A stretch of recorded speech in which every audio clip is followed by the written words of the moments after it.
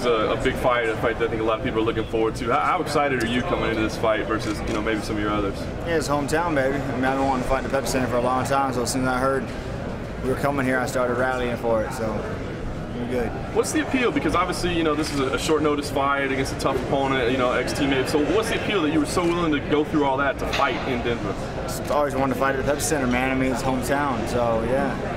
No other appeal. I just want to fight also, so yeah. I was sitting on the boat in Havasu when they called, and I was like, hell yeah, we just loaded up and came up here, so it's good. You just left right there? Right, yeah, I had to. I had to drop the beer and go.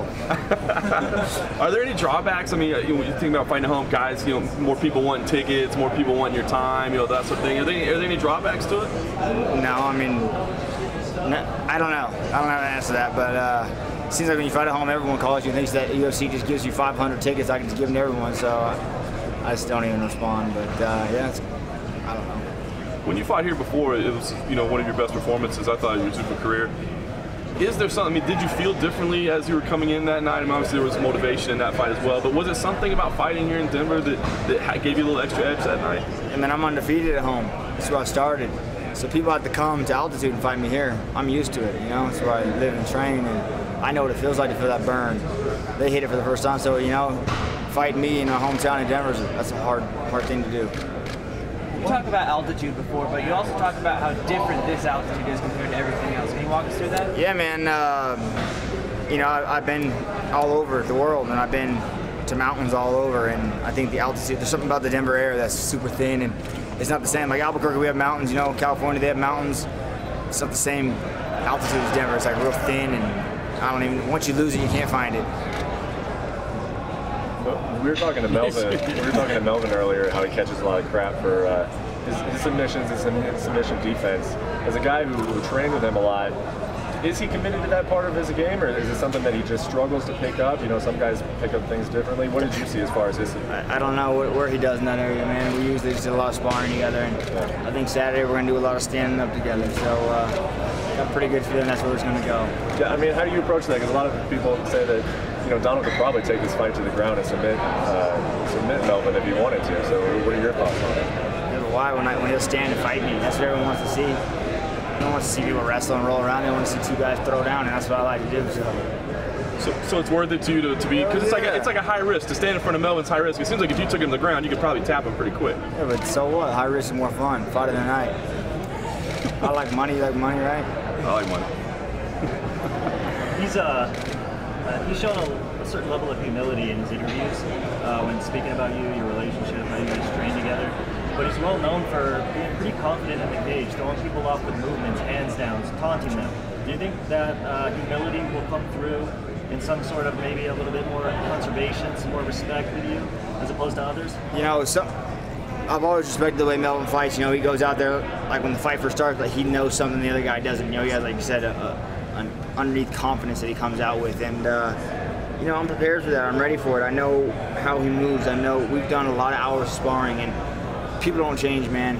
You know, you say, I'm gonna go and work on this, but when shit hits the fan and you fall back onto what you're used to, that's what you fall back on, you know, and say it or not, people are always trying to change and get better, but it's really hard to change, you know, and so I think, yeah, he'll come out crisp, he'll come out different, but once he tries to get that Colorado air in those later rounds, and it's gonna be tough. Thank you. Cowboy, with you actually have increased quite a bit of your wrestling, even though we haven't really seen it in the last couple fights.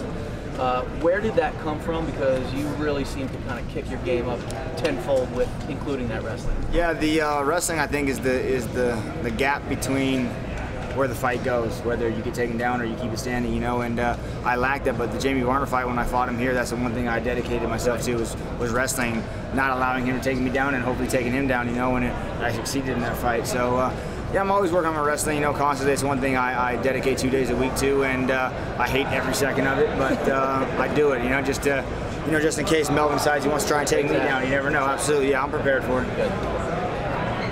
You guys are both really great strikers. How do you feel that your Thai style is going to match up against his more boxing-oriented style? Well, you said it best right there. My Thai style is going to kick his legs when he tries to punch. You can only punch so many times when your legs hurt, you know. So he knows they're coming. That's something in the back of his mind. I hope he's been working on blocking my leg kicks, but unfortunately, I've been in a lot of Thai fights, and I plan on kicking through all his blocks anyways, so I'm going to come out here not walking, hopefully. What do you expect out of fans? Hopefully they rip the fucking roof of the Denver Coliseum. You know, it's. I'm so excited for it, man. Yeah, I'm really. That's something, you know, I've been dreaming about. You know, just walking out and just hearing the place roar, man. So. Words can't even explain what it's going to be like. I might just stop and just take it all in, man. So. Where are you having the after party? I don't know. I have to talk to my management team about that. I'm not sure. I was hoping it'd be at the Cowboy Lounge downtown. That only makes sense, right? It's right there, but we'll see. So if you were on a lake in Havasu, and you weren't, it's not like you knew that you were going to be on this card. Did you kind of get I was just lobbying for it. Yeah, exactly. Well, there was talks of me and Pettis being on the tough coaches, so I kept calling, like, can I fight? And Joe's like, no, or we got something, we're waiting. And then I was like, fuck it, I'm going to Havasu for July. So I was out there, we were out there, and then we had the UFC Fan Expo, so I was on Lake Mead, wakeboarding and playing. They called me like, all right, Melvin took the fight. We're like, okay, time to go. So we loaded up and went up to Vail, and I've been up in Vail like for 9,000 feet for the last 4 weeks. So, you know, I mean, it's been a short camp, but it's been just running sprints and getting ready, you know. Really I haven't doing much, I guess, training, you know. I know how Melvin fights, so really just getting in shape, man, running sprints, so when those later rounds come, I got the gas. Yeah. Is that something you consider doing even if the fight wasn't in Denver? Drinking beer? No, coming up to Vail and training in Vail. No, I mean, it was just Denver, short notice, so I decided let's go to Vail and get it going.